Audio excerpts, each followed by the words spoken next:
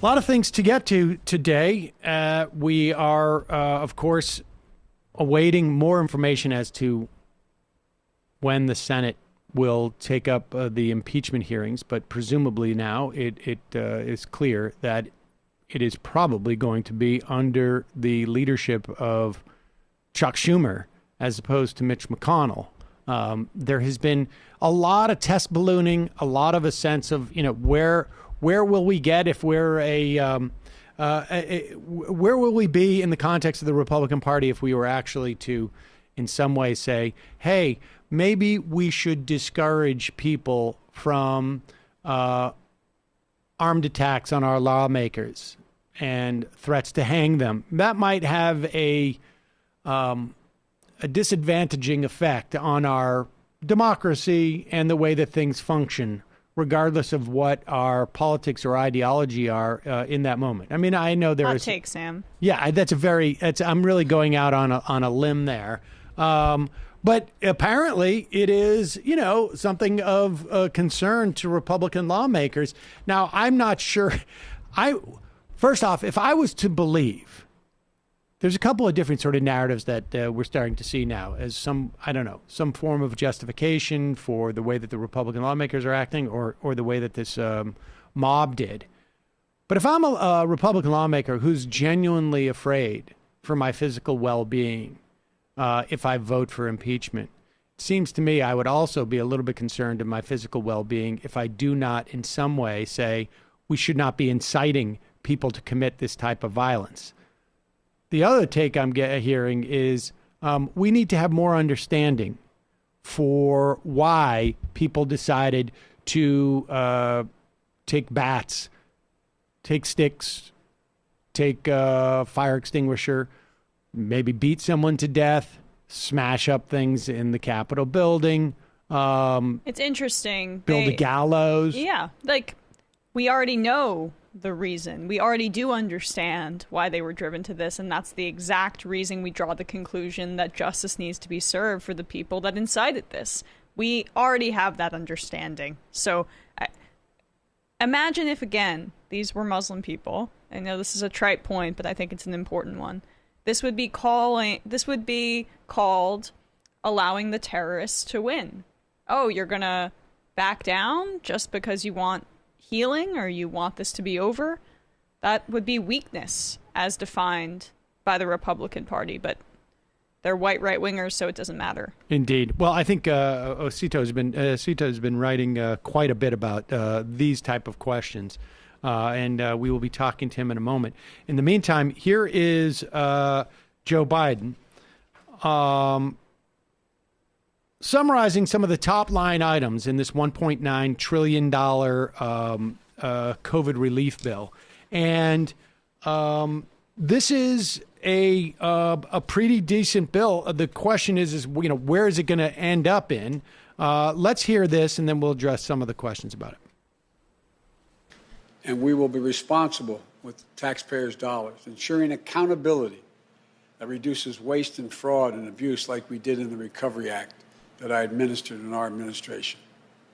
Direct cash payments, extended unemployment insurance, rent relief, food assistance, keeping essential frontline workers on the job, aid to small businesses. These are the key elements to the American Rescue Plan that would lift 12 million Americans out of poverty and cut child poverty in half. That's 5 million children lifted out of poverty if we move. Our plan will reduce poverty in the Black community by 1/3, reduce poverty in the Hispanic community by almost 40%. And includes much more, like an increase in the minimum wage to at least $15 an hour. People tell me that's going to be hard to pass. Florida just passed it. As divided as that state is, they just passed it. The rest of the country is ready to move as well. It should be a national minimum wage of $15 an hour. No one working 40 hours a week should live below the poverty line. That's what it means. If you work for less than $15 an hour and work 40 hours a week, you're living in poverty. It includes access to affordable child care that will enable parents, particularly women, to get back to work. I look forward to working with members of Congress of both parties to move quickly to get the American Rescue Plan to the American people. And then we can move with equal urgency and bipartisanship to my Build Back Better recovery plan that I will call for next month to generate even more economic growth. We will get more into the details of this plan over the course of the next week or two. One of the top line, I guess, controversies, at least on the left, is that he had said $2,000. In fact, what is in the bill is the difference between the first bill that was passed at the end of this last congressional session, $600, and $1,400. I mean, I understand the point, and I think from a rhetorical standpoint, been a lot better sell to just continue on with 2,000. You had already done that. With that said, one thing that is an expansion that was not clear in the first round of COVID relief, or I should say the last one, was that there are about almost 14 million adult dependents, half of whom are students. 20 some odd percent are folks with disabilities. Not sure what makes up the other 25%. I think it's, a much smaller cohorts of people, but those people were not eligible for the $600 payments. And my understanding is now they are going to be eligible for at least $1,400 of those payments. You're talking 13.5 million people. That's, another $200 billion, I think, that more or less that's going out the door. And that's huge. That's helpful. I can see the points on the 2,000, but there's a lot of enhancement to unemployment insurance, which is hugely important. These are folks who have definitively lost their means of being able to make money, and an extra $400 on top of any type of state benefits they would get is crucial, and that goes till September. It's also the eviction moratorium extends till September too. The eviction moratorium through September. I believe there's significant rental support in terms of money.